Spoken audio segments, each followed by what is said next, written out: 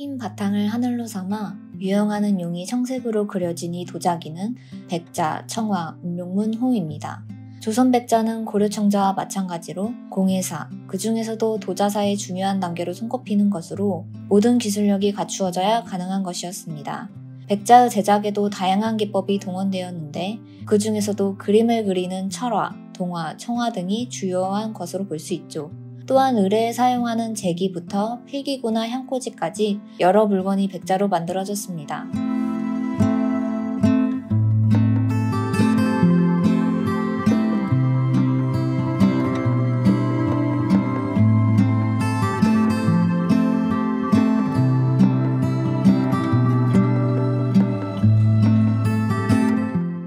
백자는 말 그대로 흰빛의 자기를 지칭합니다. 흰빛을 내기 위해서는 바탕흙과 유약은 물론 그릇을 굽는 온도를 까다롭게 맞추어야 합니다.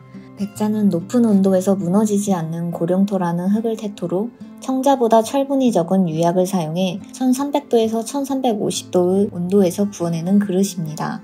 고려하면 청자가 따라붙듯 조선하면 백자이지만 사실 고려시대부터 백자가 만들어졌습니다. 다만 청자와 같은 가마에서 구웠는데 더 높은 온도가 필요한 백자보다 수량이 많은 청자를 굽기 위한 온도에 맞추면서 비교적 낮은 품질의 백자가 제작되었죠. 하지만 백자에 대한 수요가 없던 것은 아니었기에 송나라, 원나라에서 백자를 수입하게 됩니다. 예를 들어 고려 문경류 묘에서는 청자와 더불어 중국 경덕진묘의 백자가 출토되었죠. 고려와 달리 조선시대에서는 백자를 중심적으로 제작하고 사용하였습니다. 그 이유에 대해서는 여러 가지 분석이 있는데요. 검소한 품격을 보이고 명나라의 금, 은 조공을 피하기 위해 금과 은으로 된 기물을 대체한 것뿐만 아니라 명황실이 백자를 사용하고 있다는 점에서 국제적인 기준에 맞춘 것이라고 이야기되기도 하죠. 물론 조선시대에는 청자의 백토를 사용해 장식한 분청사기가 있었지만 임진왜란 등 전쟁으로 가마터가 파괴되고 많은 장인이 일본으로 끌려가면서 도자기 산업의 변화 계기가 됩니다. 이러한 상황에서 분청사기의 시대는 저물고 완연한 백자 생산의 시대로 전환되는 것이죠. 조선시대 백자의 생산에서는 관요가 중요한 역할을 담당했습니다. 궁중의 음식을 맡아보던 사홍원에서는 음식을 올리는 그릇 역시 관리하였는데 그 분원이 자리 잡은 경기도 광주가 백자 제작의 중심이 되었습니다. 가마에 불을 피우기 위해서는 뗄나무가 필요합니다. 그래서 처음에는 분원도 나무가 무성하게 자란 곳으로 옮겨 다녔는데 물길이 좋은 광주에 자리 잡고서는 가마는 고정하고 뗄나무를 운반해 오기 시작했습니다. 물론 조선 중기부터는 본격적으로 지방 가마에서도 서민용 백자가 생산되었기는 했지만 아무래도 높은 기술력을 바탕으로 다채로운 흐름을 볼 수 있는 것은 관요에서 만들어진 왕실, 관청용 백자입니다. 순백자는 다른 색이 올라가지 않고 흰색으로만 마감된 백자를 이릅니다. 순백자로 만들어진 중요한 기물로는 왕실 인물들의 탯줄을 보관하기 위한 태양아리가 있습니다. 태양아리는 뚜껑을 묶어둘 수 있도록 사방에 고리를 달아놓은 것이 특징적이죠. 태양아리는 좋은 자리를 잡아 땅속에 붙는데 이러한 봉분을 태봉이라고 부릅니다. 한편 순백자로 유명한 것이 백자대오입니다. 일명 달 항아리라고 불리는 백자대오는 크기가 큰 탓에 큰 접시 2개를 아래로 붙여 만듭니다. 이는 명나라 송흥성이 저술한 천공괴물에서 볼 수 있으며 백자대오 중앙에는 적합부를 찾아볼 수 있습니다. 이러한 백자대오는 명문에 의해 왕실 및 광청의 주방에서 사용했던 것으로 추정됩니다. 백자에도 양각, 음각 등 다양한 기법이 쓰이지만 아무래도 흰 종이와 같은 백자의 흰빛은 그림을 올리기에 안성맞춤이었습니다. 철화백자는 철을 포함한 안료를 사용해 그림을 그린 것으로 녹슨 철이 그러하듯 붉은빛을 머금은 검은색으로 나타납니다. 임진왜란 직후 푸른색 안료를 구하기 어려워지자 중앙부터 지방까지 이러한 철화백자가 유행했습니다. 청화백자는 천색 안료로 백자 위에 그림을 그린 것을 말합니다. 이 천색 안료는 회회청, 다시 말해 코발트로 저 멀리 페르시아에서 중국을 거쳐 수입해야 하는 재료였습니다.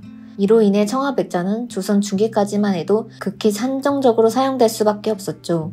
용주는 용 문양이 들어간 준형의 항아리로 충광통고에 보다시피 의뢰기로 쓰였습니다. 용은 청화로 그려지는 것이 보통이었지만 안료 수급이 원활하지 못한 시기에는 철화로도 그려졌죠. 용은 왕을 드러내기 위험 있는 상징입니다. 그렇지만 시대가 흐를수록 익살스러운 용의 모습을 볼 수 있게 됩니다. 조선 후기에 들어서면은 촌색 안료의 수급이 비교적 원활해짐에 따라 청아 백자가 많이 제작될 수 있었고 문형도 훨씬 다양해집니다. 먼저 화분에 꽃이나 작은 나무가 담긴 분재, 달리 말해 풍경의 도상이 있습니다. 이는 특히 화훼 문화가 번영했던 명나라의 영향으로 파악되죠. 복을 바라는 길상문이 늘어난 것도 당시의 시대적 경향을 따른 것입니다. 장수와 복을 빌기 위해 십장색 무늬가 애여되었으며 글자 그대로 수, 복을 무늬로 쓰기도 했죠. 그 밖에 자연물의 모습을 본뜨고 여러 색을 더한 백자로 만들어진 대표적인 물건으로 면적을 들 수 있습니다. 먹으로 글을 쓰거나 그림을 그리기 위해서는 벼루에 먹을 가는 중에 물을 부어주어야 합니다. 이렇게 물을 담아 놓은 작은 그릇을 연적이라고 하는데요. 조선 후기에는 복숭아 모양의 연적, 바위산을 표현한 연적, 물고기형 연적 등이 사랑받았습니다. 백자는 태토는 물론이고 그만한 화력을 올릴 수 있는 가마의 기술력이 모두 갖추어져야 제작 가능한 첨단 제품이었습니다. 이에 따라 14, 15세기 백자를 생산할 수 있었던 곳은 중국, 조선, 그리고 베트남이었습니다. 베트남에서 제작된 백자는 비교적 느르스름한 빛이 돌며 초콜릿색으로 바닥을 칠한 것이 특징적입니다. 베트남의 백자는 특히 도자기의 주요 수출국이었던 명, 청의 해금 정책으로 인해 필리핀, 인도네시아를 넘어 터키까지 각지로 수출되었습니다. 일본도 명, 청이 바닷길을 금함에 따른 이득을 본 곳 중 하나입니다. 규슈의 나가사키현과 사가현의 옛 지명인 히젠에서 생산된 자기가 이마리 도자라고 불리며 서양에서 수출되었죠. 수출용 일본 자기는 초기에 중국 도자의 대체품이었으나 점차 일본색을 띤 것으로 만들어져서 서양으로 유입되었고 우키요에 이전 서양에 유행한 일본풍인 자포니즘을 선도하였습니다. 이렇게 조선 백자의 큰 흐름을 훑어보았는데요. 도자사에 추적된 성과들이 이보다 훨씬 많아 다 담지는 못했지만 백자에 대해 조금 더 알 수 있었던 시간이었습니다. 자기, 특히나 백자의 단계는 누구나 쉽게 이룰 수 있는 경지가 아니었습니다. 지금의 세라믹이 우주 왕복선의 신소재로 쓰이는 것처럼 조선시대에도 백자는 첨단 제품이자 미적인 부분까지 아울렀던 물건이었습니다. 조선 백자가 대부분 내수용이었다면 중국은 물론 베트남, 일본 등지는 수출용으로도 상당수 기획되었던 점에서 국제적 관계 속에서 백자를 바라볼 수 있는데요. 가마 속 뜨거운 불에서 탄생해 바다를 건너다녔던 흰색 도자기의 일생을 상상해보는 것도 재미난 경험이 될 것입니다.